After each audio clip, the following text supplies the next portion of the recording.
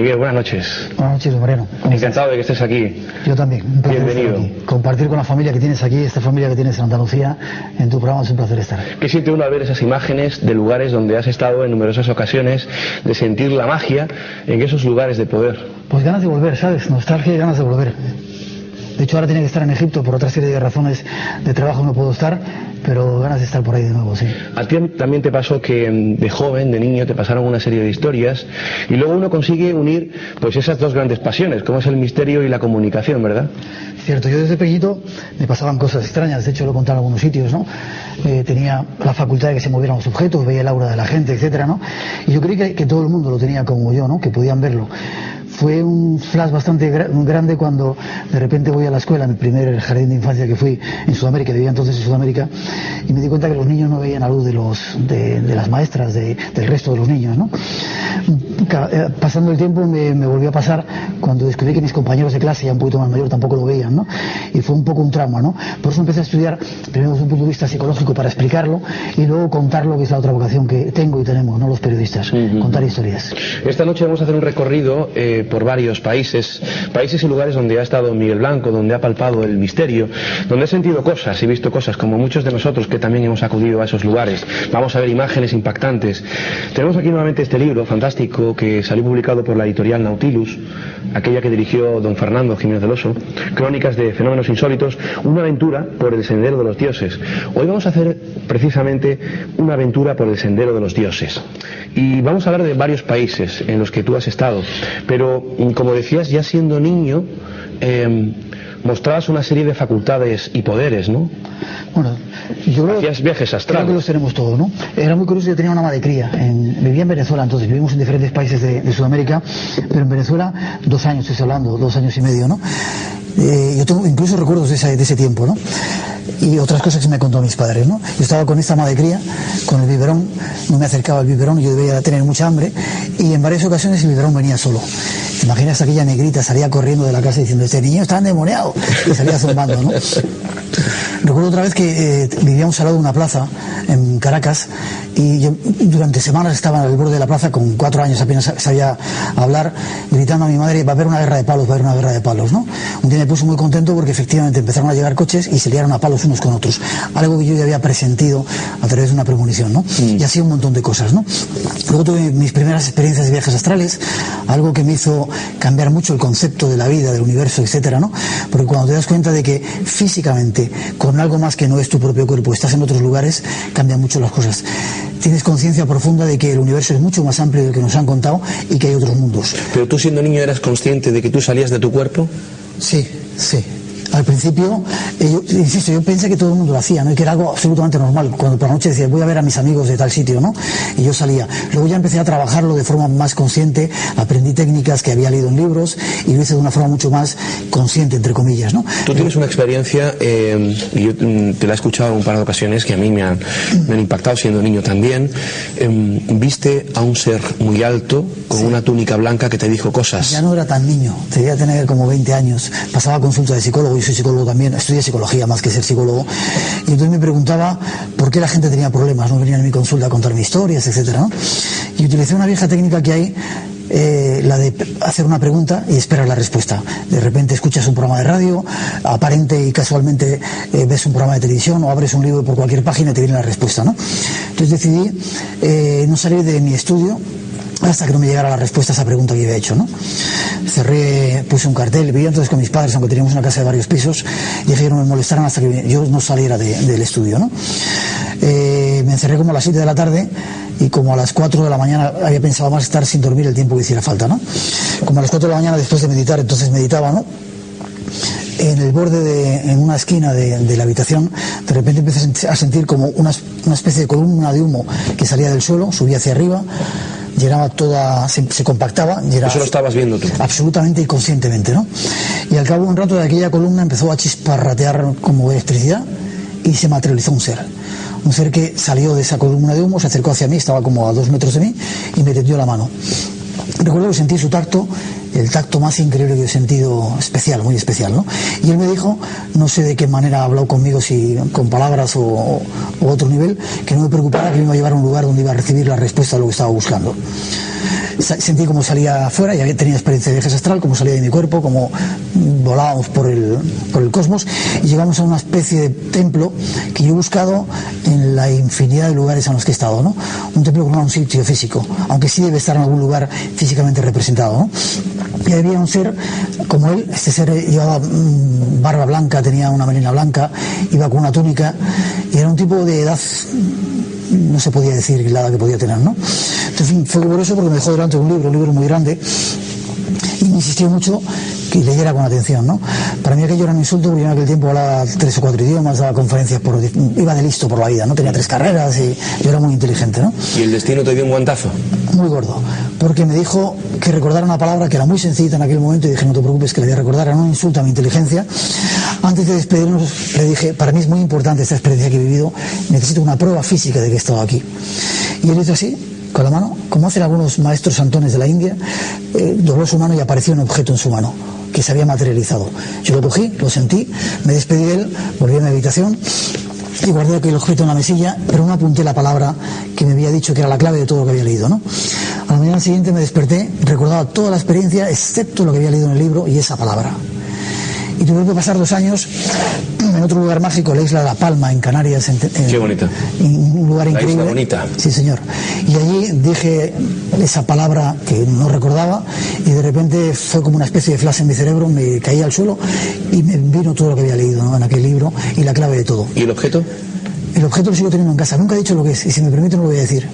Es algo físico, tangible, del reino, mineral, es decir, algo que está ahí en la tierra, ¿no? De una belleza increíble. ¿Qué te aporta ese objeto? Paz y tranquilidad y la seguridad, cuando dudo a veces que esa experiencia ha sido auténtica, de que esos otros mundos existen. Lo tengo en una vitrina en casa y de repente lo miro azul, además digo, ese otro mundo existe. Hablando de objetos, desde que yo te conozco, Miguel, hace ya muchos años, tú llevas un colgante que nadie puede tocar. Es un colgante especial, es una piedra extraña. Vamos a intentar... Extraterrestre. Es extraterrestre. Sí, porque es obsidiano. Y la obsidiana la sacan de los meteoritos. ¿Podemos enseñar la cámara para que la aprecien mejor nuestros amigos telespectadores? Esta. ¿De dónde viene esa piedra? Que cambia a veces de color, y que es curioso, cuando paso, he estado en sitios de peligro, ¿no? Donde mi vida ha estado en peligro, ¿no? De alguna manera me protege. 2 se me han roto ya. Roto de repente ante una situación muy fuerte, ¿no? Esto es una piedra que viene de México, de un grupo, una hermandad, los guerreros del arco iris, que llevamos después de hacer un ritual de iniciación. Luego vamos a hablar de ello, de un temazcal. Y para mí es uno de mis objetos más preciados, y que me siento protegido con él cuando voy a determinados sitios. Porque los objetos y los amuletos existen y funcionan. Claro, y sobre todo si tú los cargas, claro, con tu propia fuerza. Vamos a hablar de varios países, decía en un inicio, lugares donde Miguel Blanco ha estado, y lugares a los que vamos también nosotros a viajar, si Dios quiere, este año. Vamos a empezar por uno muy especial, y cuando uno regresa de allí parece que regresa, por supuesto, cambiado, como es la India.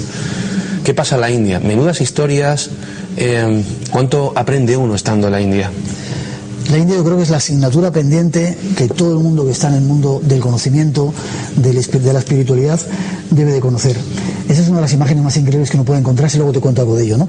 Es la cuna, es la madre. La India básicamente es la madre. Mientras Egipto tiene otra serie de matices, la India es la madre, la que te acoge, la que te da cariño, la que te da calor, también la que te castiga si vas de listo por la vida. Es la cuna de las mayores religiones del mundo, los parsis, los sikhs, los hinduistas, los budistas.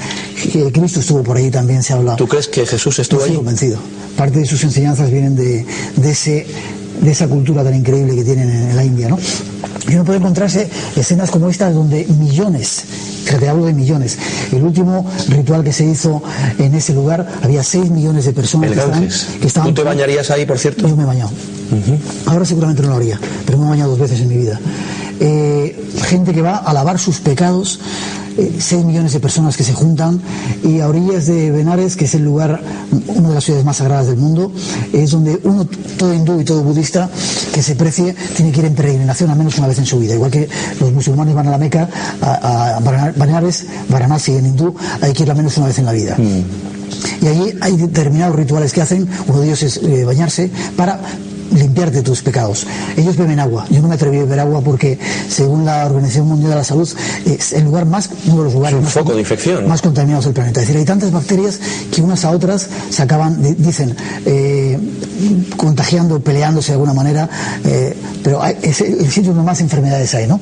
Yo tuve la oportunidad de bañarme, tuve una experiencia curiosa porque no me bañé en la orilla, había demasiada contaminación para mí. Yo cogí una barquita, fui al medio del río, la verdad es que ahora no lo haría, ¿no?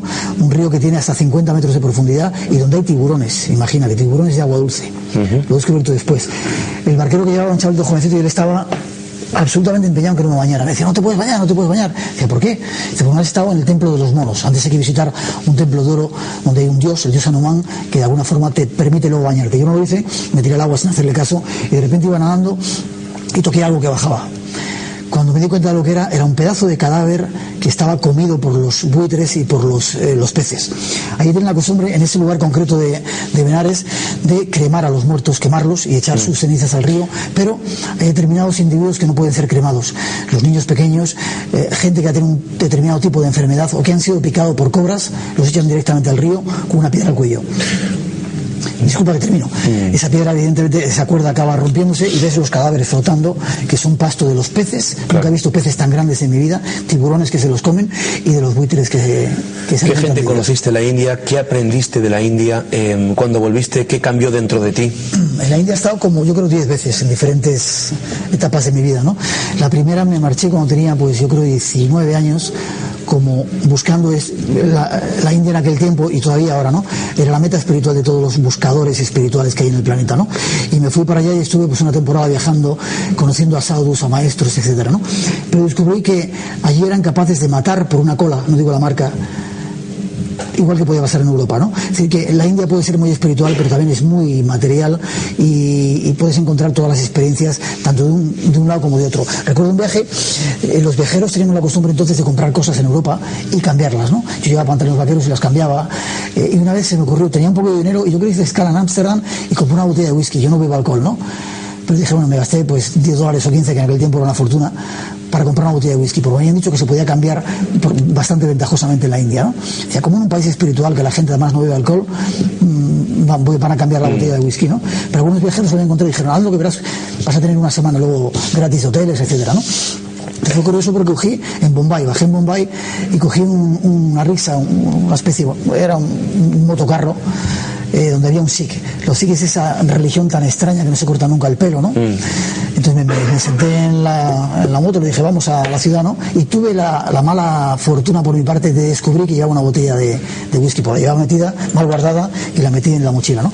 El tipo se dio cuenta de la botella de whisky y no sé si había como 30 kilómetros hasta llegar a Bombay, paró como 10 veces. Y me decía, te compro la botella de whisky. Y me daba muy poco dinero. Y digo, no, esto es para mí porque yo lo necesito. No sé. 10 veces. La última me dijo, o me das la botella de whisky o me llegas a Bombay. Le regalé la botella de whisky y no le di más cosas, no sé por qué, ¿sabes? Miguel. Porque era tremendo aquel individuo.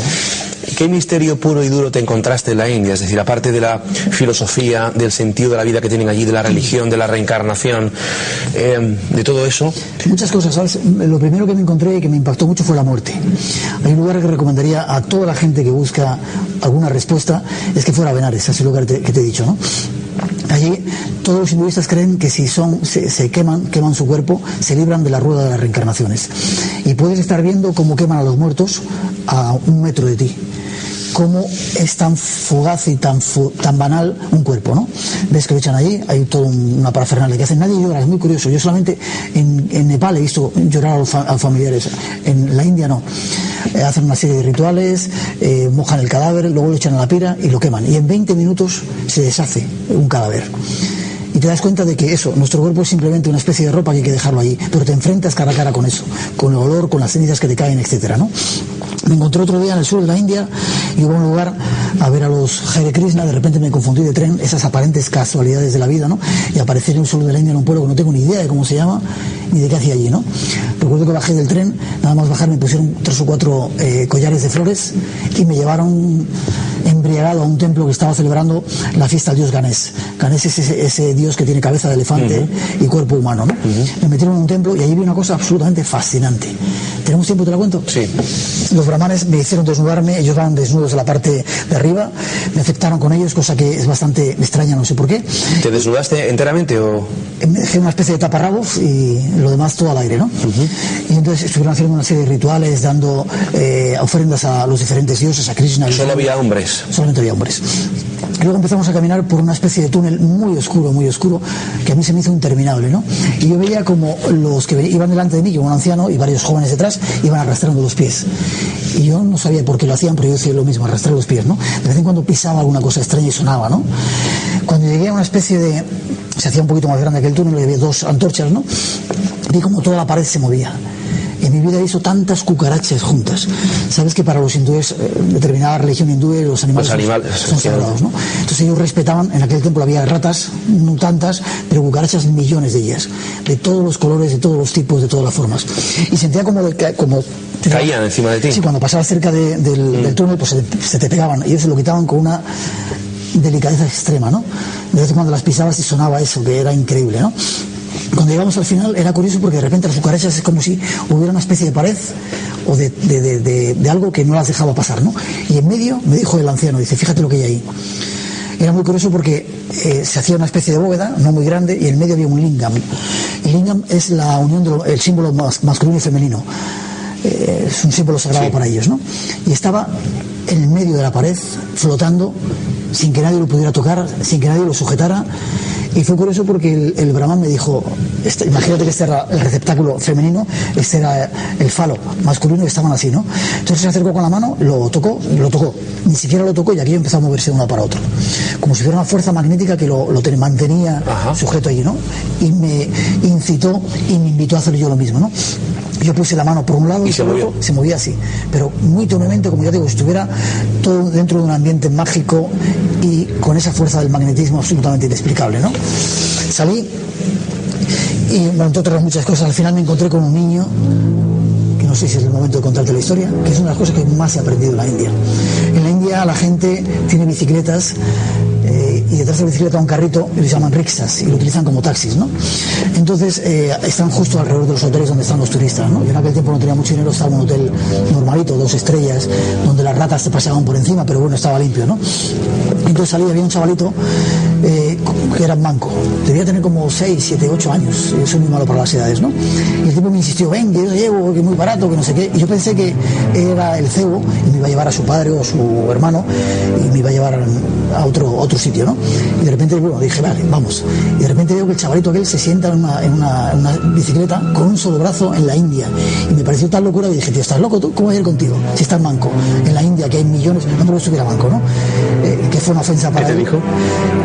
No me dijo nada. Se sintió súper ofendido, se cayó, salió y se quedó allí, ¿no? Al día siguiente, yo cogí otra risa ese día, ¿no? Pero claro, como estaba en esos hotel varios días, volví a salir y vi que el chaval salió corriendo porque pensé que era otra persona, y cuando vi a mí cachó la cabeza y se puso súper triste, ¿no? Me sentí tan cabrón, tan hijo de mi madre, que dije, no puedo hacer esto a este niño, ¿no?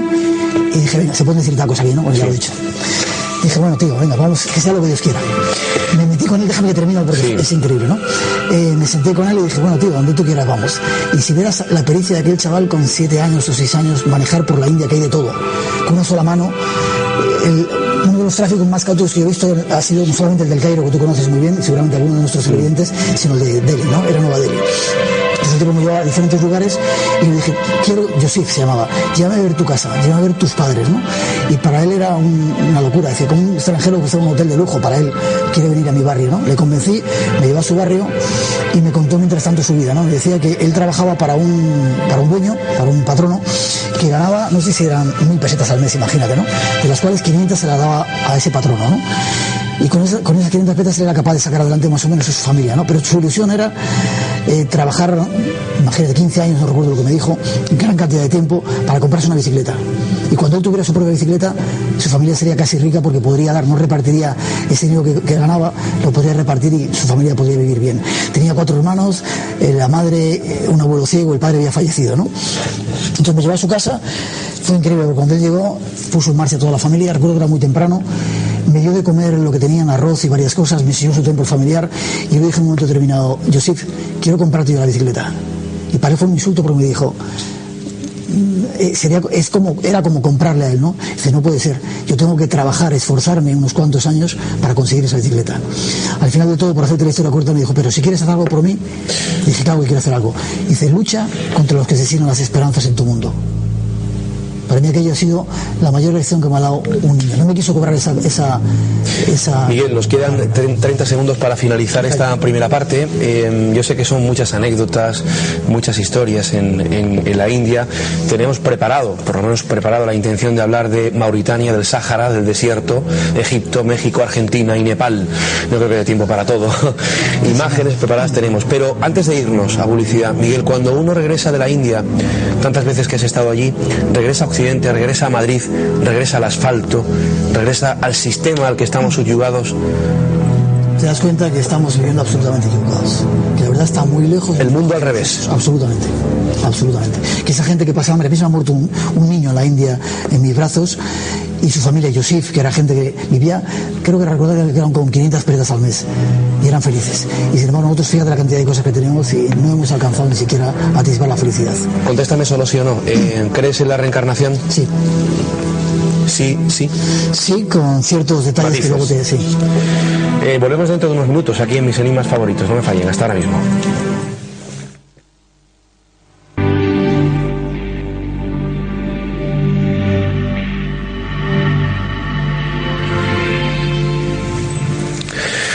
Casi las 11 menos cuarto de la noche, continuamos en directo en mis enigmas favoritos, Radio Televisión Benalmádena, en diferido a través de su televisión local en su ciudad. Proseguimos el programa con el periodista, escritor y viajero Miguel Blanco. Estamos hablando hoy, pues, esa aventura por el camino de los dioses, por el sendero de los dioses. Nuestro buen amigo Jesús Pérez, que siempre viene con Mariela, que es también compañera periodista peruana, están aquí con nosotros en el público, nos ha traído unos pequeños recuerdos. Siempre que van a Perú nos traen algo. Lo tengo aquí encima de la mesa, fíjense ustedes, esto parece mentira, Miguel, pero es un trozo de madera fosilizado que esto tiene que tener miles de años. Es curioso. Nos ha traído un pequeño calendario de una zona arqueológica que yo, por cierto, no conocía, la zona de Caral. ¿Te suena? Es un sitio mágico también. Bueno, Perú es un destino fantástico. Y esto que se llama... Habría que empezar algún día a planear viajar a Perú. A Perú, sí. Y esto se llama un chuncho, de Pucallpa, Perú. Es un muñequito, Amazonas, que tiene algo paranormal. Va a ser visto o no visto, ¿eh? Fíjense ustedes. Ya está. Bueno, Miguel, cogemos el avión y de la India, de ese fantástico país, nos vamos a un sitio que yo creo que amamos todos los buscadores de misterio. Es el desierto, porque la soledad y el silencio que uno experimenta en el desierto, ¿verdad?, como ningún otro sitio. Pocos lugares del mundo, sí. El Sáhara. Sí, hay una frase que yo creo que decía en ese libro, ¿no?, que el desierto te da aquello que llevas en el fondo de tu corazón. Una de las formas, cursillos rápidos para saber quién eres y aprender de ti mismo es el desierto, pero no, iba a decir otro taco, sí. No un viaje, no un viajecito, sino meterte.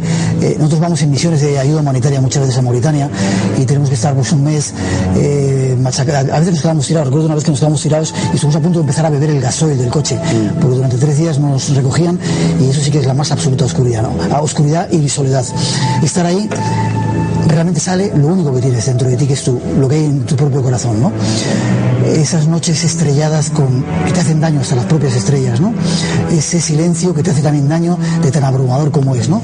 Y luego descubrir que el desierto no está desierto, hay millones de seres que lo habitan, tanto físicos como de otro tipo, ¿no? ¿Quiénes son los jinas? A mí eso me lo enseñaron los tuaregs. Tuve la oportunidad de vivir 39 días con los tuaregs, y los jinas son los espíritus del desierto, los ángeles del desierto, y pueden ser tanto buenos como malos. Muchas veces son espíritus burlones que de repente, como nos pasaba, teníamos el agua a lo mejor que habíamos cogido en una piel de cabra, la teníamos ahí en la tienda, la dejábamos por la tarde, íbamos por la noche a buscarla y no estaba, y la tenías que encontrar tirada en mitad del desierto. Y decía, ¿quién ha sido el mamón que ha hecho esto? Decían los jinas, hoy están juguetones, ¿no? A veces te pueden salvar la vida.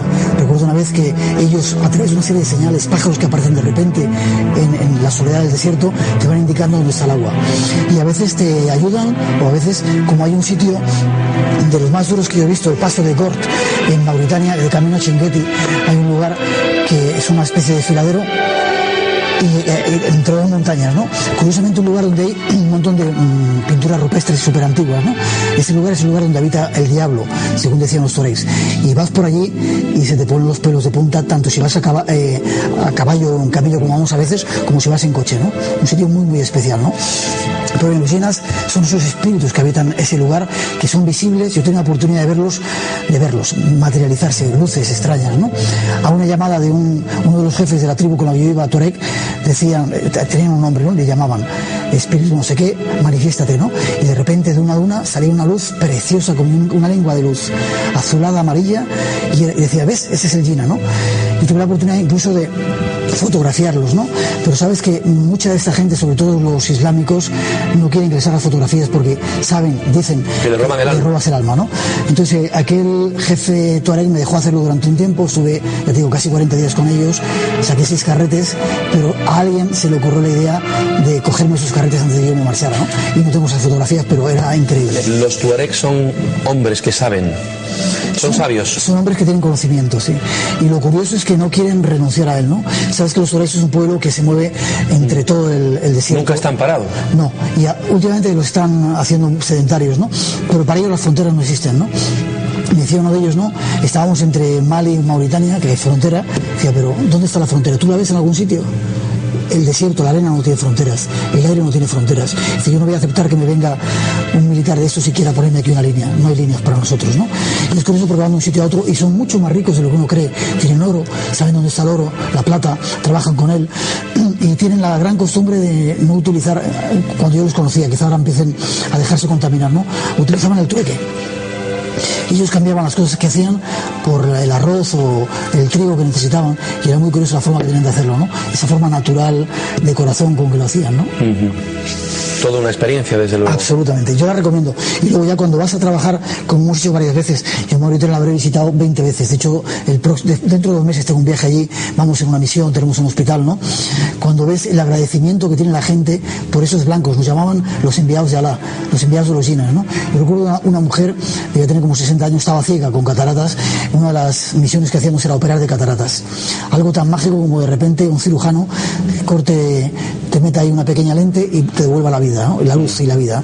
Esta mujer estuvo 3 días, la recogimos en un poblado, la llevamos a un centro en Atar, estuvo 3 días tirada en un rincón, súper acongojada, supongo, porque era haberla sacado de su mundo y la habíamos traído al siglo XX, ¿no? Con extranjeros que no entendían la lengua, ¿no? Que no sabía lo que le iba a pasar, ¿no? De repente le llegó el turno, la operaron, yo estuve ayudando, ¿no? Esa cosa mágica que hacen, y a los 30 minutos la quitaron la primera venda.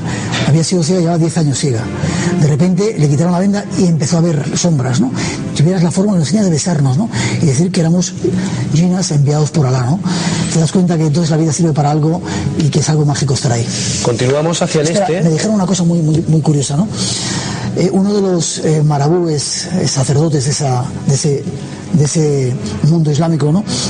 Me dijo una frase que se nos ha quedado clavada a todos, ¿no? Decía, vosotros tenéis las horas, por el jodido reloj que llevamos. Nosotros tenemos el tiempo. Vosotros tenéis las horas y nosotros tenemos el tiempo. Fíjate qué curioso. Buena frase. Tremenda. Seguimos caminando miles de kilómetros por el desierto para el este, y nos encontramos con una cultura, con una civilización esplendorosa. Vamos a ver imágenes. Nos encontramos con casi esto. Nada. Egipto, Miguel. Casi nada. ¿Cuántas veces has estado? Tampoco lo sé. 25, 27, es que últimamente ya pierdo la cuenta, me estoy empezando a hacer mayor y ya pierdo la cuenta de las veces que he estado en un lugar. De hecho ahora tenía que estar ahí, te lo he comentado, grabando una serie de cosas para televisión, pero sin duda para mí hay muchos países, ¿no? Pero Perú es uno de ellos, México es otro de ellos, la India y Egipto quizá en primer lugar. La primera asignatura que tenemos todos los viajeros y todos los buscadores del misterio. Nadie sabe todavía, claro, en el pensamiento heterodoxo, quién las hizo, para qué las hizo, cuándo las hizo. ¿Por qué las hicieron? ¿Por qué las hicieron? ¿Y cómo las hicieron? Uno de los mayores misterios, y que además es curioso porque te lo encuentras ahí, cara a cara, y no puedes decir, te encuentras con la verdad con la explicación de una verdad que es insólita delante de ti. Si luego vas al museo, vas al obelisco inacabado como tú haces en tus viajes y te encuentras esa piedra de ¿cuántas? 1.267 toneladas. 141 tenía yo, pero bueno, lo que sea. ¿Cómo movieron aquello? ¿Cómo cortaron aquella piedra que parece una especie de helado? A no ser que sea cierta esa teoría de que podían licuar la piedra. ¿Cómo vas al Museo del Cairo y te encuentras esas increíbles maravillas que son eso, un reto contra la propia razón, ¿no? Un avión que nosotros descubrimos que volaba, que el primero fue Eric Botani, que luego lo pudimos ver, lo han quitado del museo, ¿no? Ya está otra vez. ¿Ha vuelto? Ha vuelto, está en la estantería. El último viaje no estaba. De las estanterías, sí. El último viaje no estaba. Hay miles de enigmas con los que te puedes encontrar cara a cara. Esa diosa Sekhmet, que es una de nuestras favoritas. No sé si vamos a ver imágenes de Sekhmet, pero desde luego es un punto absolutamente increíble. Increíble, importante. Un lugar, bien saben nuestros amigos que han estado allí, que no llaman a los turistas, que está cerrado. Estamos empezando a poner de moda nosotros, desgraciadamente, porque ya me he encontrado que algunos de los guardianes, como ha visto que vamos con grupos, llama a unos cuantos guiris y te venimos para acá para sacarles el bachís, la propina, ¿no? Exactamente. Pero es uno de los lugares que yo recomiendo a la gente que tenga un cierto... ¿Quién es Sekhmet? ¿Qué pasa allí? ¿Qué vive la gente? Mira, yo, Fernando Jiménez del Oso, que para mí ha sido mi hermano mayor, una persona a la que he adorado y sigo adorando, es la primera vez en mi vida que le he visto acongojarse. Recuerdo que lo llevamos, abrimos la puerta, entró ahí él solo y salió diciendo un taco, acongojado de lo que ya había visto. Porque Sekhmet es la diosa de la destrucción. De la guerra. De la destrucción, pero lo mismo que destruye te quita todo lo malo que tiene para dejarte limpio y que vuelva a crecer las cosas buenas, ¿no? Es también una madre, evidentemente, sobre todo y básica y fundamentalmente, ¿no? Y entrar en esa capilla y encontrarte con ella, primero puede venir el rechazo, pero luego si eres un poco más te viene un sentimiento de amor increíble. Yo voy y tengo que acariciarla y la acaricio los pechos, la gusta que la toque los pechos, la gusta que la toque la barbilla, que la abraces, y siente, y una de las veces lo escribí en el libro, ¿no? A mí me sentí que me pedía, o era una alucinación mía, pero que me gusta, que llevara gente, porque alguien la había atado a ese lugar. Sabes que tiene una especie de barra que la ata a la piedra y no puede conectar con los seres humanos. Nos pide a la gente como nosotros que llevemos a otras personas que tengan sensibilidad para que se carguen con esa especial energía destructiva y a la vez constructiva que tiene la diosa. Ese lugar está aquí precisamente, en los templos de Karnak, los templos más grandes del mundo. Cierto. Hay una capilla que está alejada de lo que es el epicentro de este templo. A la izquierda de ese bosque de columnas. Exacto, a la izquierda de lo que es la sala hipóstile que estamos viendo. Son 134 columnas, las más grandes del mundo. El lugar es impresionante. Es encontrarse constantemente cara a cara con el misterio. Es curioso porque Sekhmet, la diosa Sekhmet, no deja indiferente a nadie. Hay gente a la que no la deja que entre, ¿sabes? Yo llevaba a alguna gente muy especial, muy espiritual, que se tenían de que eran especiales, he abierto la puerta y han dicho no entro, porque ella no quiere que entres. Hemos llevado, te habrá pasado a ti, cámaras de alta resolución, con toda la tecnología del mundo, y de repente ella decía que no grababas y no grababas. Y cuando se marchaba salías y volvías y de repente algo había cambiado. Yo sé que es muy difícil, Miguel, para el que está escuchando y en estas imágenes decir, bueno, creer esto, ¿no? Pero es que hay que estar allí y vivirlo, y ciertamente... Yo les invitaría a esos viajes, si tú haces esa oportunidad de vivir el misterio de cerca, a ir y tener su propia experiencia. Y una de las veces, fíjate, yo la vi moverse. Insisto que puede ser una fantasía mía. Puede ser que vienes del sol implacable de ese desierto y entras en un sitio que está bastante oscuro y hasta que la retina se adapta, pues hay una serie de... mucha gente, Miguel. Sí, todo el mundo no va a fantasear ni alucinar. Claro, pero fue curioso porque ella estaba como mirando fuera a esa especie de rectángulo que tiene allí pequeñito y como si alguien la sorprendiera y fue corriendo a situarse, ¿no? Cuando ya nos reconocimos, porque yo he ido muchas veces, dije, pero ese es el colega que viene, ¿no? Ya nos abrazamos y hubo esa sesión que yo tengo ahí con ella, ¿no? Muy especial. Egipto es un lugar de energías, de poder. Es un lugar que te cambia, que te transforma profundamente, te machaca por dentro. Sí. Mientras estás ahí no lo notas, es como engancharte a una línea de alta tensión y cargarte. Sí. Y luego cuando vienes aquí, y si eres listo, inteligente, vas dejando que todo eso salga y las cosas de tu vida que estaban un poco torcidas se van ajustando. A veces con dolor, ¿no? Pero se van poniendo en su sitio. Pero Egipto merece un viaje, varios viajes, para acabar de entender. La primera vez que yo fui, tenía 17 años, llegué con un pacho de templos que no sabía quién era, Komombo, Edfu, dónde estaba Luxor, no tenía ni idea. Me ha costado como 8 viajes entender, situar los sitios, ¿no? Y después ya vas aprendiendo y vas disfrutando cada vez más. Miguel, Egipto, un lugar donde los dioses también caminaron, bajaron de los cielos. Cierto, y donde dejaron pruebas muy claras de su presencia, y yo creo que va a dar sorpresas. Se están encontrando cosas nuevas. Egipto siempre las da. Me refiero de grandes descubrimientos que van a dar clara muestra de que no solamente era Egipto, sino algo más.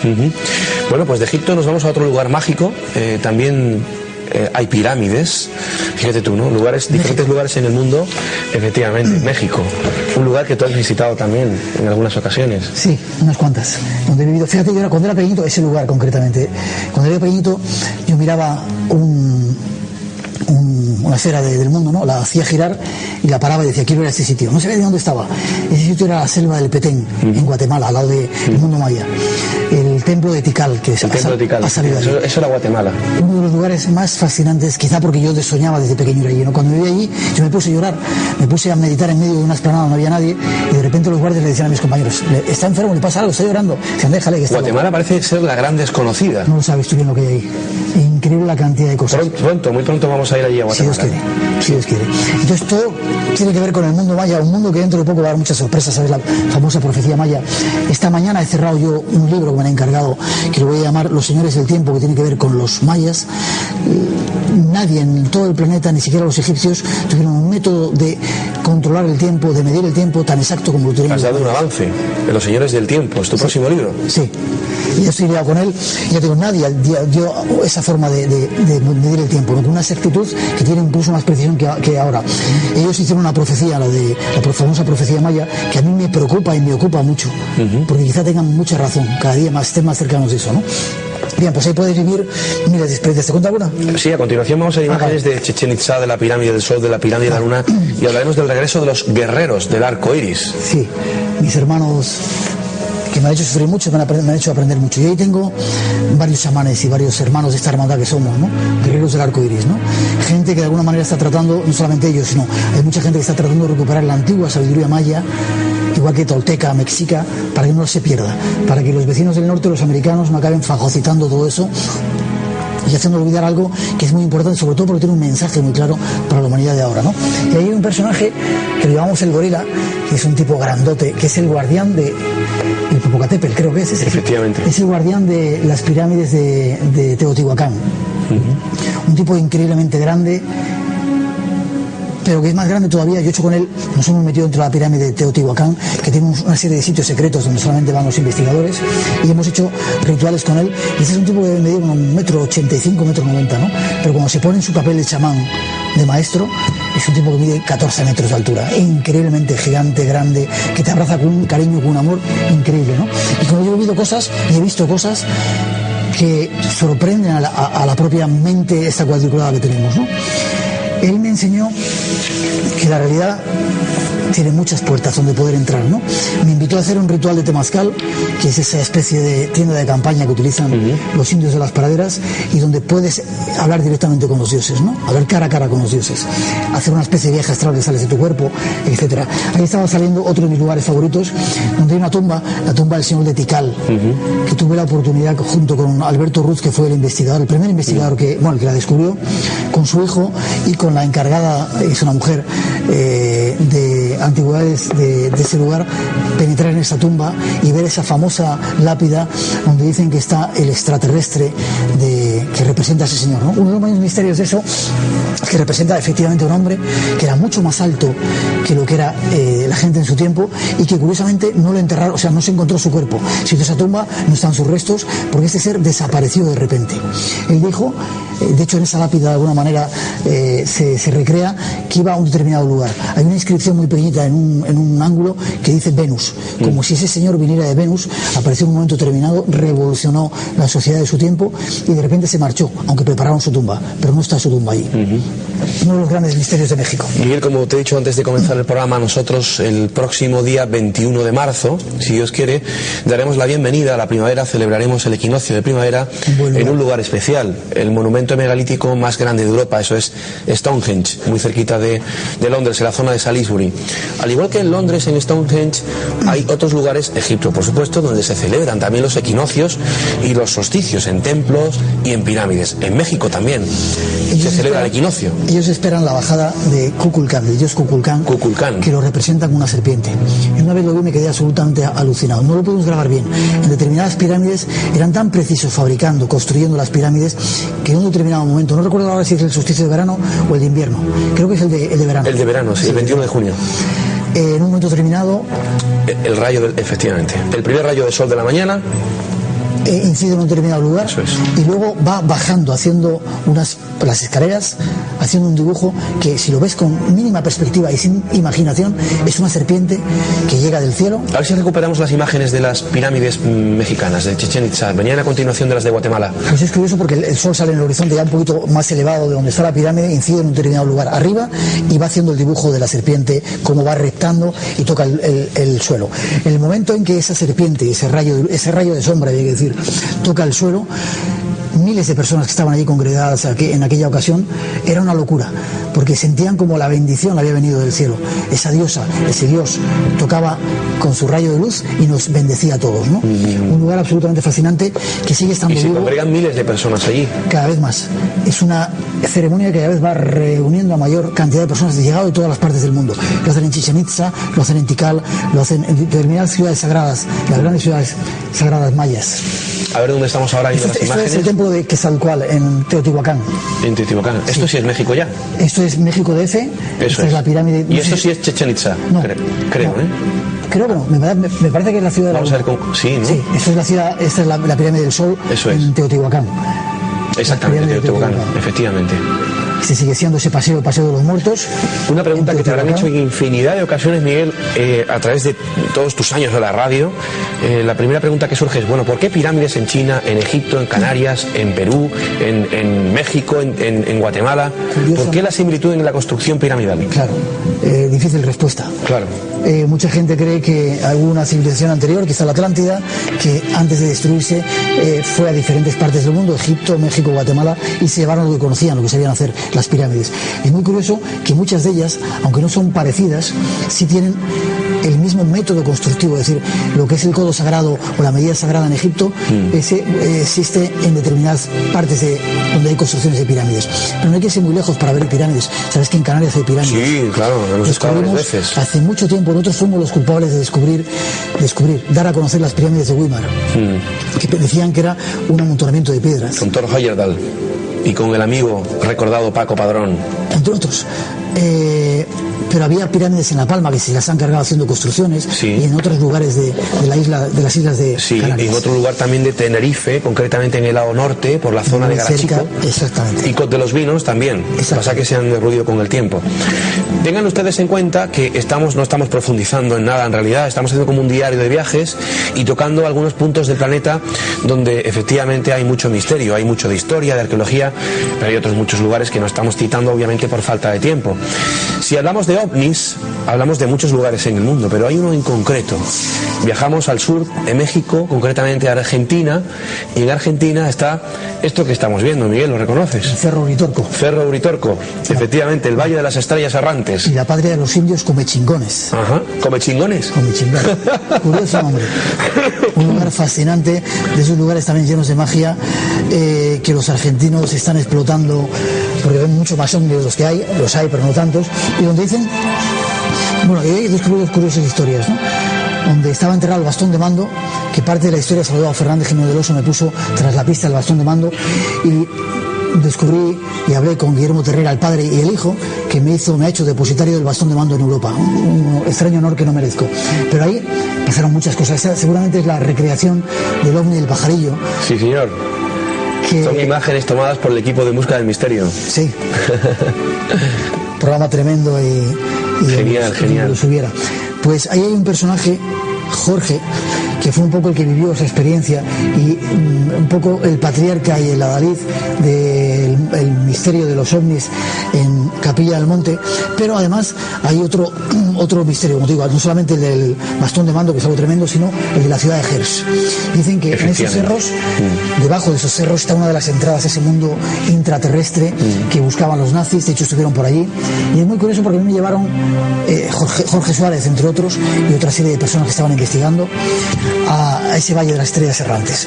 Llegar allí era una panzada, yo estaba derrotado, ¿no? Y me tumbé, yo creo que me quedé medio dormido, me despertó una vaca que me estaba acariciando, dándome unos lametazos en la cara, y cuando me desperté me dice el que venía conmigo, no solamente Jorge, me dice, ¿escuchas?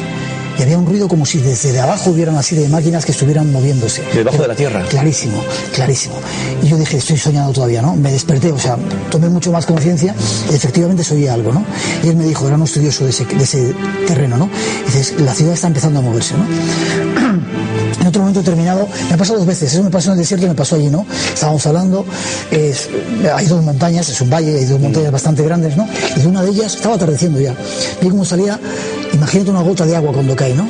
Se materializó una gota como que surgía de la montaña, tomó forma y empezó a volar por encima de nosotros a unos 100 metros, 100 y pico de nuestra cabeza, ¿no?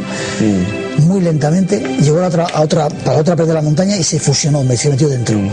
Dice, ¿qué te ha parecido, Miguel? Dije, bueno, los geniales Juan José Benítez y Fernando Jiménez recogen en esa serie, En busca del misterio, en el dedicado a las luces del Cerro de Uritorco, recogen cantidad de testimonios, de entrevistas de gente que ha visto luces extrañas en la zona.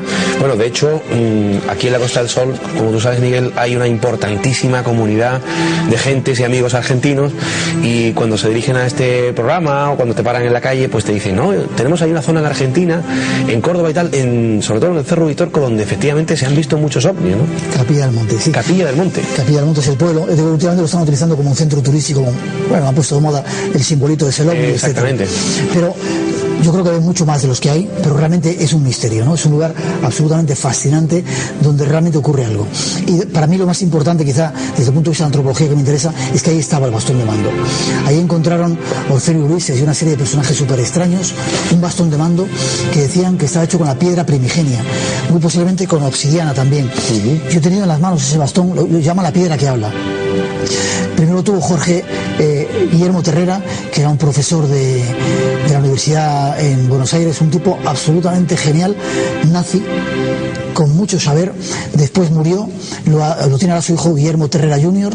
y ha habido mucha historia extraña. Dime. Yo tuve la oportunidad de tenerlo en la mano, ¿no? Dicen que pesa 4,3 kilos o 4,5 kilos, ¿no? Lo tienes en la mano y es una cosa increíblemente pesada, parecía que pesaba 50 kilos. Y quemaba. Lo tienen en una especie de madera, sí, receptáculo de madera, y cada cierto tiempo tienen que cambiarlo porque tiene tanta radioactividad la piedra, claro, que acaba buscando eso, ¿no? Los nazis lo buscaban, hacían extraños rituales y decían que tú podías preguntar a la piedra y la piedra te contestaba. El santo grial extraterrestre. Entre otras cosas. Yo creo que es uno de esos 4 o 5 símbolos y objetos de poder que hay en el planeta y en todas las historias. Uno de ellos es el bastón de mando. Yo tuve la oportunidad de tenerlo entre las manos y es algo absolutamente fascinante. Miguel, rápidamente, ¿has visto ovnis en tu vida? Sí, 4 o 5, sin ningún tipo de duda, 25 más, pudiendo ser cualquier cosa. Todas estas historias que se están contando esta noche están reflejadas en este libro que están viendo en imágenes, Crónicas de Fenómenos Insólitos, una aventura por el sendero de los dioses. Yo no sé si actualmente se podrá ya encontrar este libro en las librerías, tal vez a través de internet. Fue una colección que dirigió Fernando Jiménez del Oso, La Puerta del Misterio. La segunda edición se llama ahora El Sendero de los Dioses, ha salido en otro tipo de encuadernación, se llama solo El Sendero de los Dioses y creo que será más fácil de encontrar. Que dentro de unos minutos continuamos esta interesante entrevista en esa parte que saben ustedes donde pueden participar. Volvemos dentro de unos minutos. Hasta ahora mismo.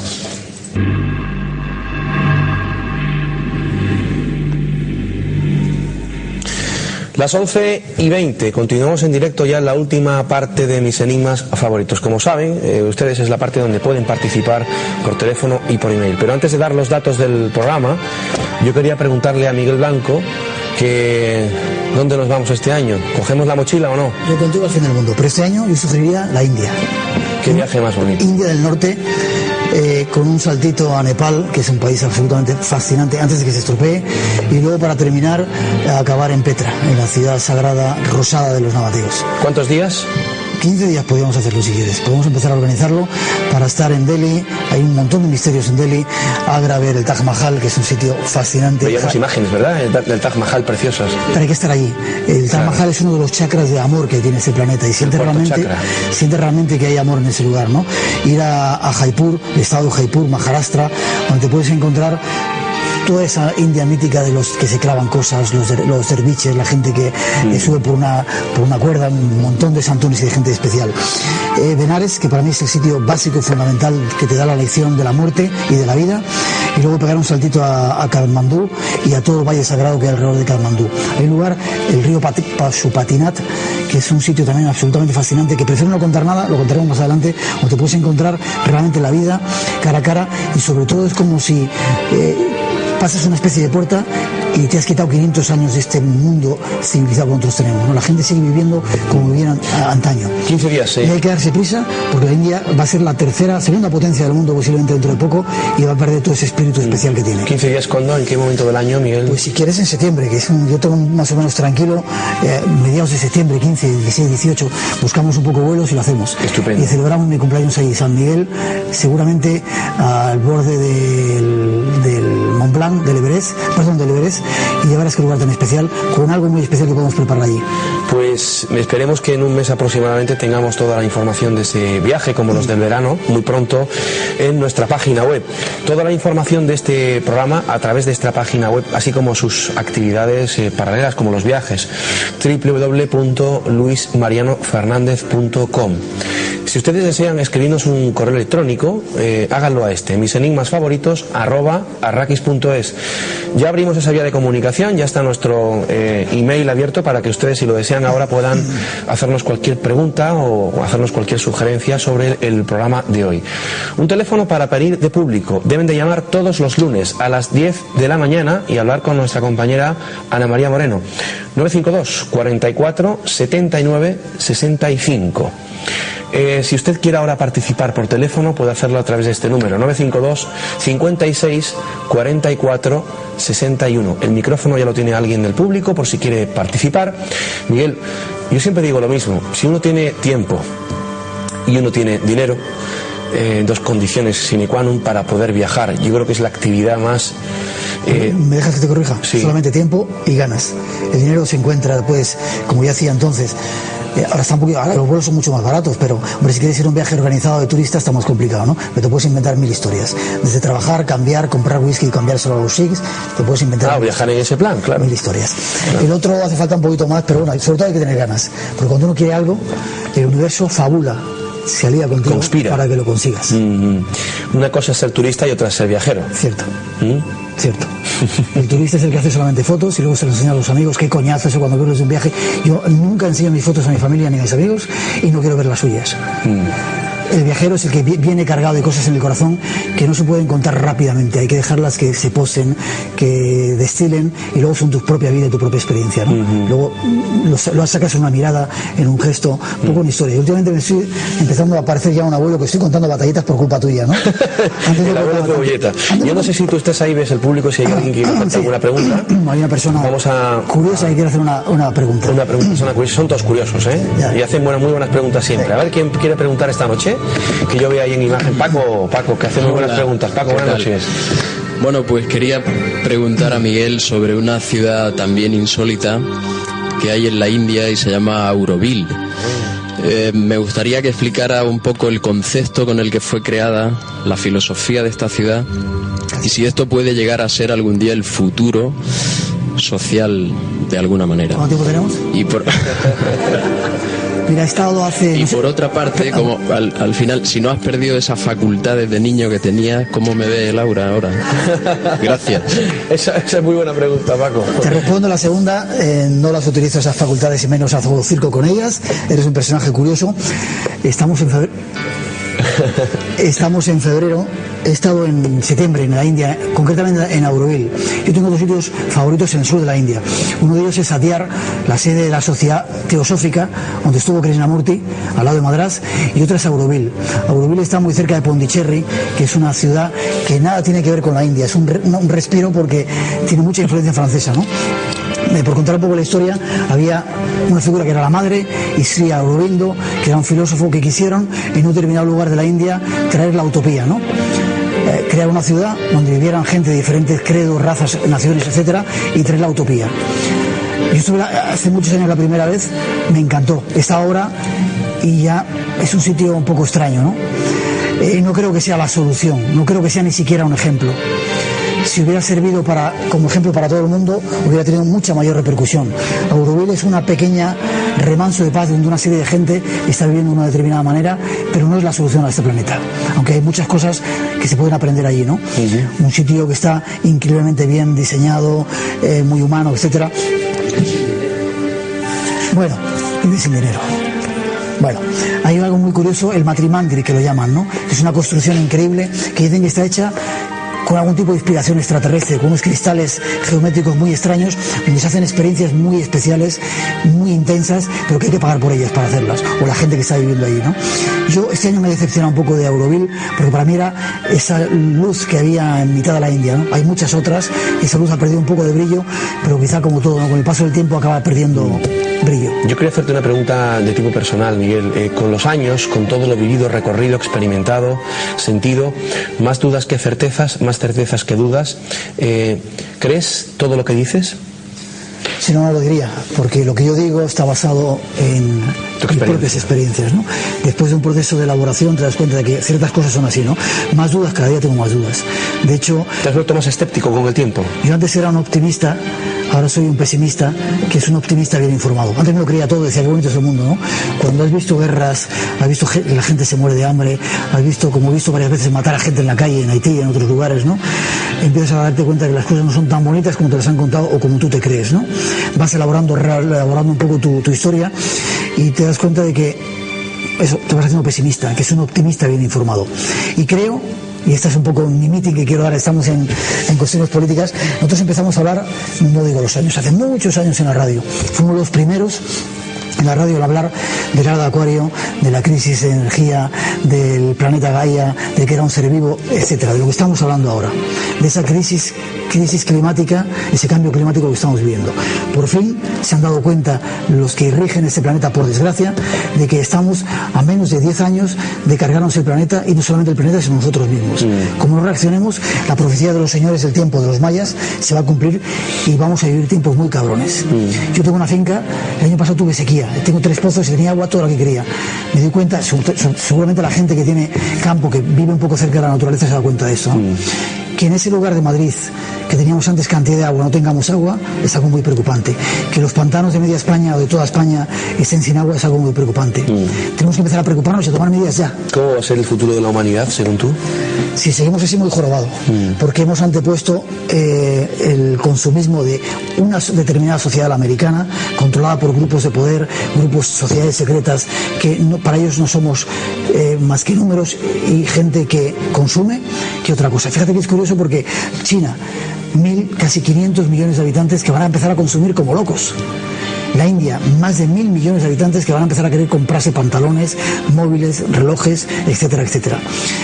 Se les han tratado de poner una serie de barreras que no consuman, que ellos dicen, oye, vosotros lo habéis hecho, ¿cómo nosotros no vamos a hacerlo ahora? Pero no porque ellos quieran, sino porque el gran gigante americano les ha engañado, y para ellos solamente son 1.000 millones de personas que van a comprar cosas. Perfecto, un negocio perfecto. No importa que luego los ríos se machaquen, haya contaminación, etcétera. Ellos van a vivir 100 años, no pasa nada. Los que vengan detrás, yo ahora tengo un hijo, antes no me preocupaba. Tengo un hijo de año y medio, digo, ¿qué mundo le voy a dejar a mi hijo? Un hijo que te ha cambiado la vida, claro. Absolutamente. Y si yo te digo espacio en blanco, ¿tú qué me dices?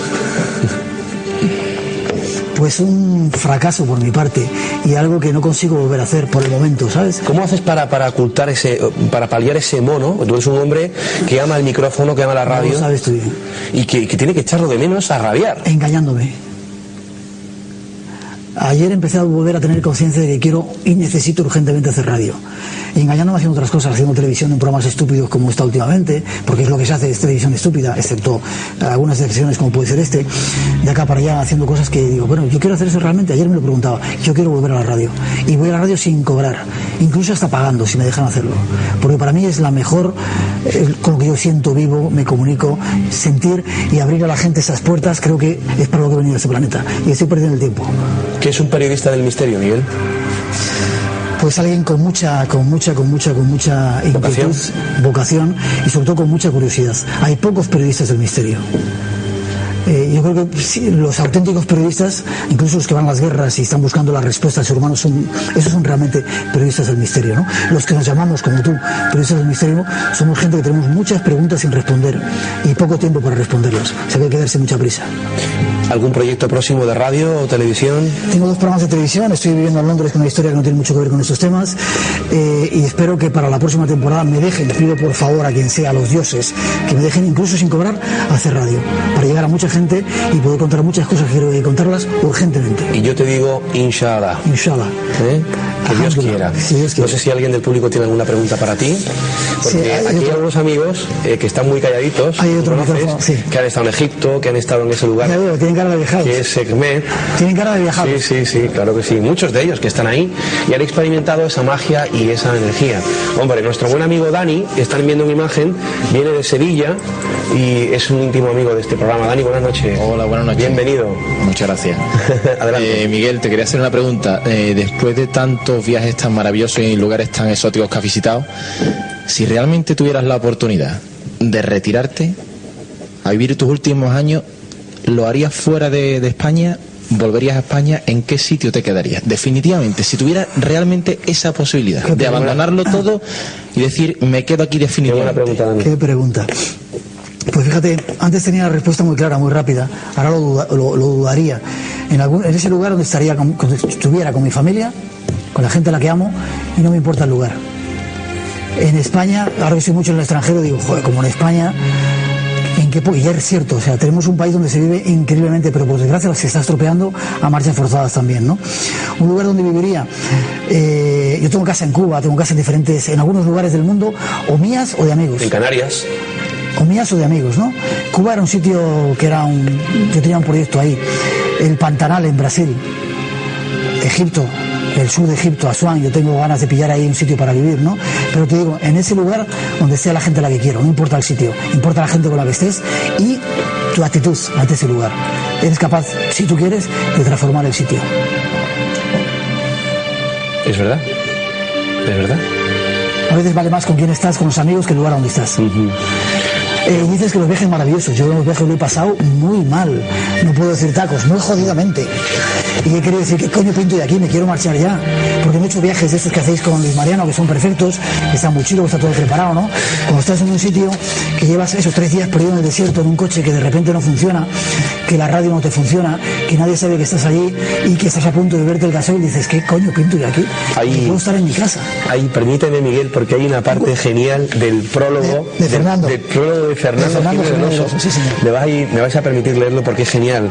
Al final del prólogo que le hace del libro de Miguel Blanco dice, aunque no en lo económico, que casi nunca lo es, el viaje fue profesionalmente rentable y cuajó en una serie de 13 documentales que tuvieron buena aceptación en busca del misterio.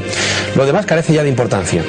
Sí, a riesgo de parecer quejica, hago referencia a esas humanas fatigas que acompañan a la tarea de viajar por ahí fuera para que otros conozcan lo que no está a su alcance conocer. Es porque mejor valoren el trabajo de Miguel Blanco y de otros autores de esta colección. Tampoco es para echarse a llorar, hacemos los que nos gusta hacer y muchos nos envidian por ello.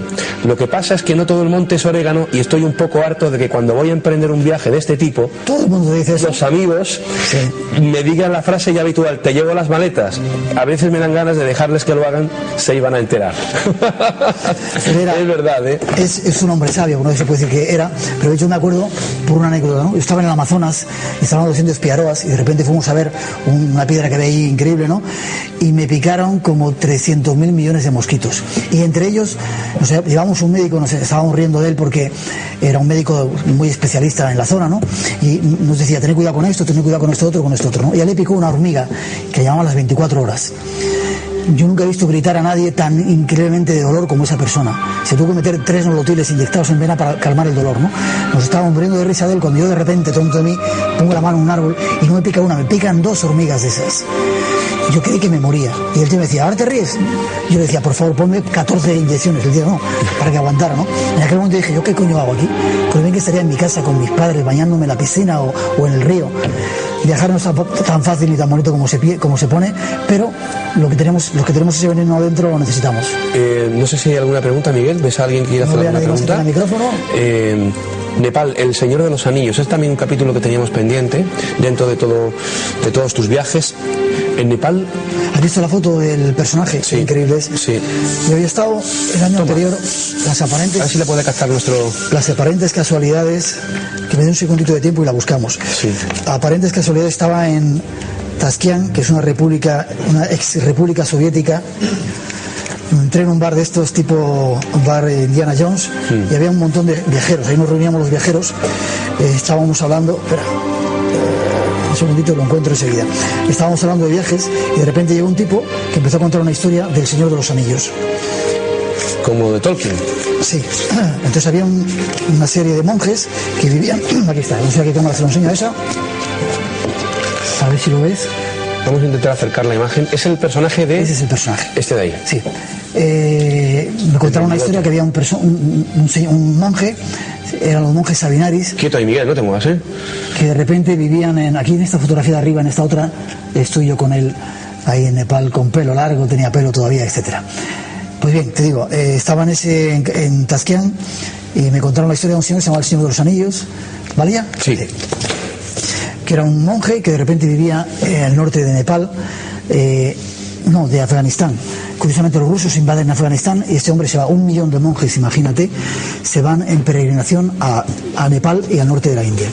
Estos monjes eran los depositarios del antiguo saber del Panjur y del Ranjur, que eran antiguos libros que de alguna manera tenían el secreto de esa antigua civilización, el continente de Mu que existía ahí, ¿no? Y que tenían el extraño poder de tenían unos anillos que te los ponías y te confería poderes de hacerte mágico, invisible, etcétera, ¿no? Yo no me creí para nada la historia. Llego a Nepal, tenía una cita con el Dalai Lama, que me había costado 3 años conseguir una cita con el Dalai Lama para hacer una entrevista, ¿no? Yo volaba desde Delhi, desde Nepal, desde Benares. Volaba, hubo un problema que se perdieron las maletas, no sé qué pasó, tardó 1 hora y media el avión en salir en el que iba, es un vuelo, un trayecto muy cortito, y cuando llegué a Nepal, el Dalai Lama había cogido el avión en el que yo tenía que haber llegado y se había marchado a Delhi, a Nueva Delhi, con lo cual no tenía la entrevista.